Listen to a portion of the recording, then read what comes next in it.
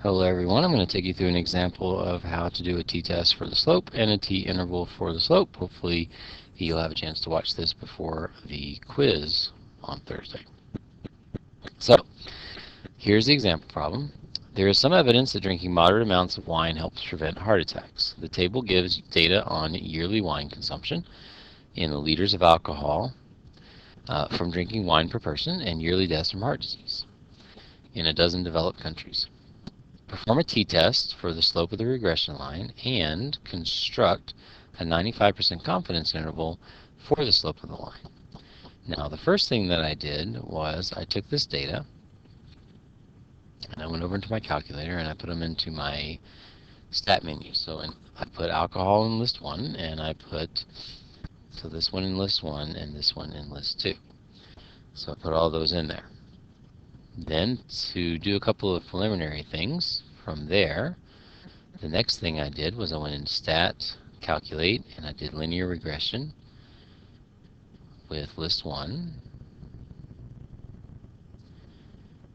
and list 2.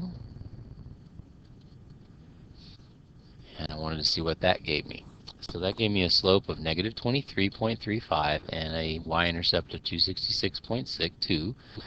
The r-squared value was 0.815 and the r value was negative 0.9, so that all looks pretty good. The next thing is I want to take a look at the scatter plot. So I'm going to go up and turn on plot 1. And I want to do a scatter plot with list 1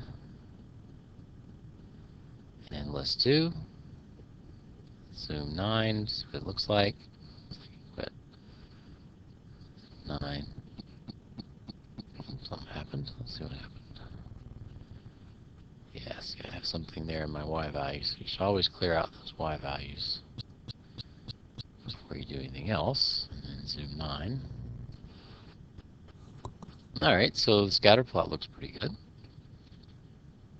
And then from there, I should also take a look at the residual plot. But let me get started on this. So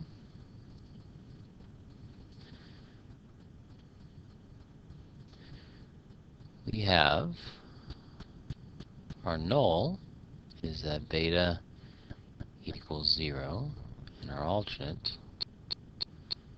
is that beta. Now, we have to kind of think about what's going on here.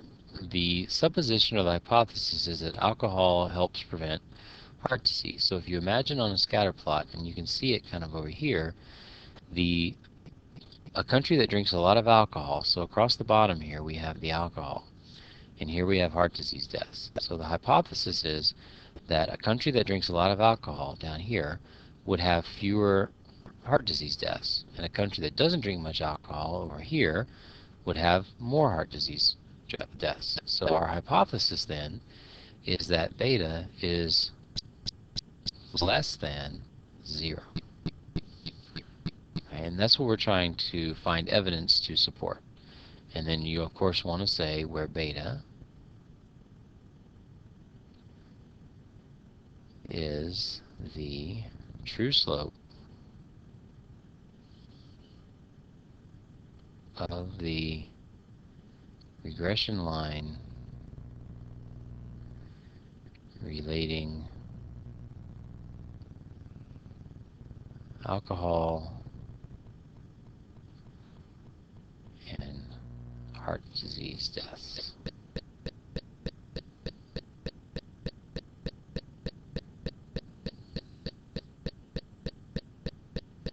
And then we want to look at a couple of things. So first we're going to talk about what are our assumptions. Well, the first assumption is that in order to proceed with this, assumption number 1 is we are given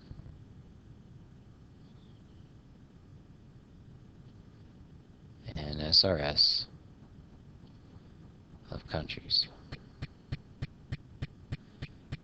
The second assumption is that this must be a linear relationship.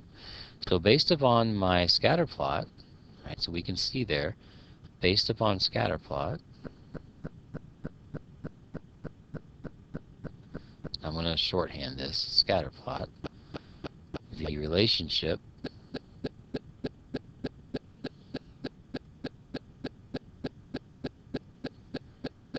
between alcohol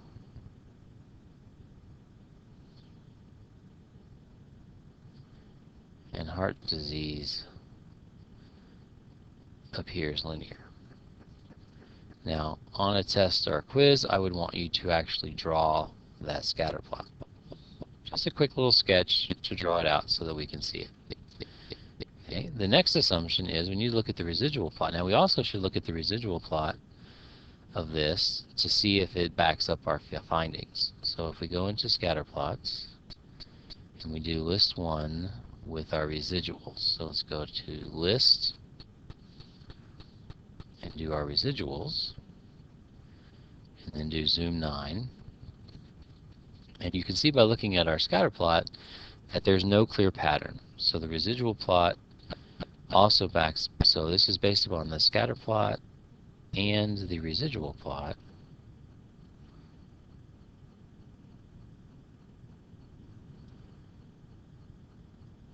That goes right there. The relationship between alcohol and heart disease does appear to be linear. Okay, so then the next thing we should look at is we should look at a box plot. So let's go down here and let's look at a box plot of all of our residuals. So second list of our residuals, and do zoom 9 again. And our box plot, it's not symmetric, but there's no outliers. So we can also say, then based on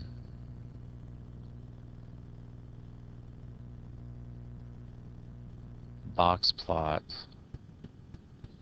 of residuals,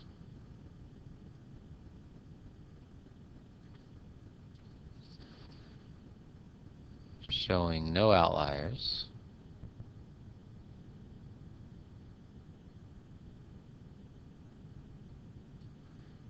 and appearing symmetrical,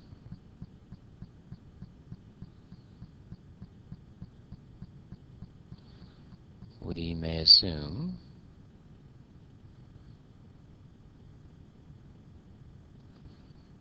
a normal distribution.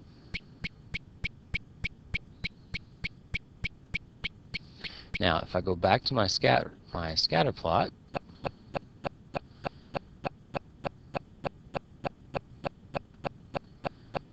of list 1 versus list 2,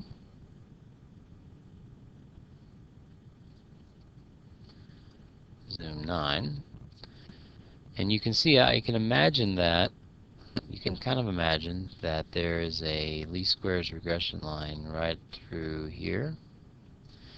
And it does appear that there's an even number of dots above and below, so here and here, and that it's evenly spread. So based upon that, then, we can say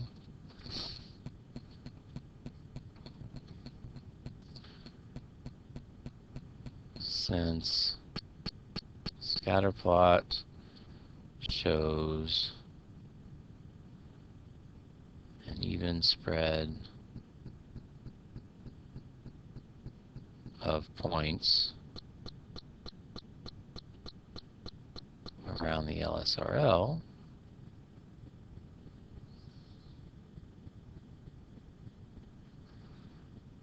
we can assume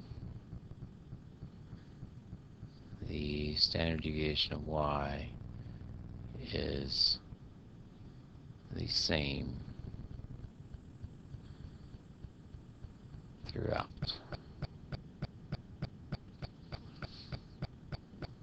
Alright, so those are our assumptions, and there are quite a few assumptions that we have to address. Now we're going to do, this is called, we have to name it. You should always name your test. This is called a t-test for the slope. And the formula for that is t equals, sorry, not b, b minus beta over the standard error of the slope. I'm going to go directly into my stat menu, so stat, tests, go to a linear regression t-test, list 1, list 2. We are doing less than. We'll go down and we'll calculate that. Think for a minute, and then I'm going to write all those things down. So we got a t-value of negative 6.65 with a p-value of approximately 0 and a degree of freedom of 10. All of these things are from calculator. Based off of that, our conclusion is, since p-value is so small, we will reject the null. There is strong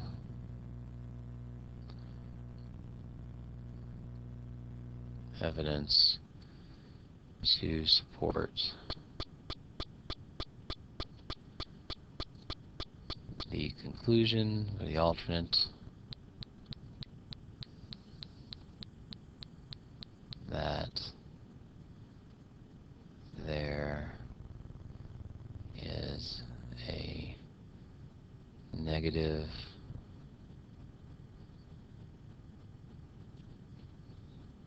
true slope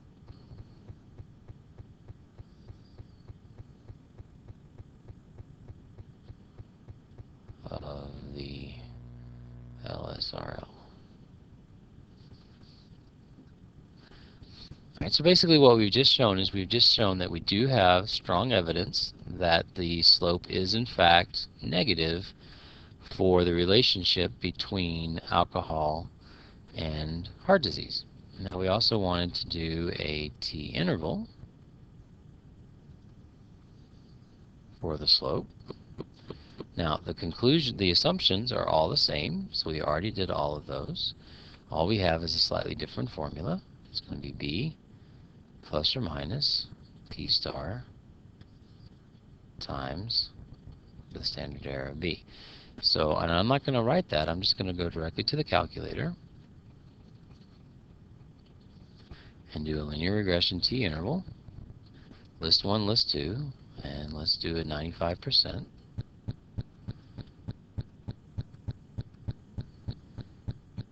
And then based off of that, we can write this all down. So we have a t-interval from negative 31.18 to negative 15.53. And this validates our earlier hypothesis. The hypothesis was that we have strong evidence that the true slope is negative, and in our 95% confidence interval between negative 31 and negative 15, it's definitely negative. So then we could say that we are 95% confident that the true slope of the LSRL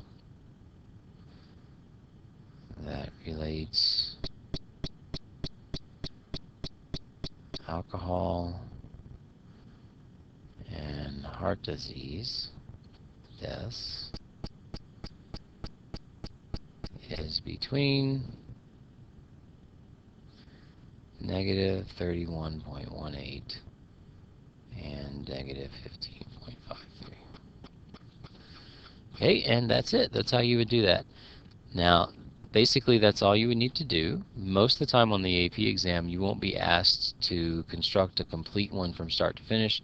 Instead you'll be asked to do something where you have to look at the data that they provide, the computer printout, and then analyze it based off of that. So it's very important that you're able to look at the computer printout and identify where everything is, and then based off of that you should be able to do the things that I've just done. So I hope that helps, and I will see you in class.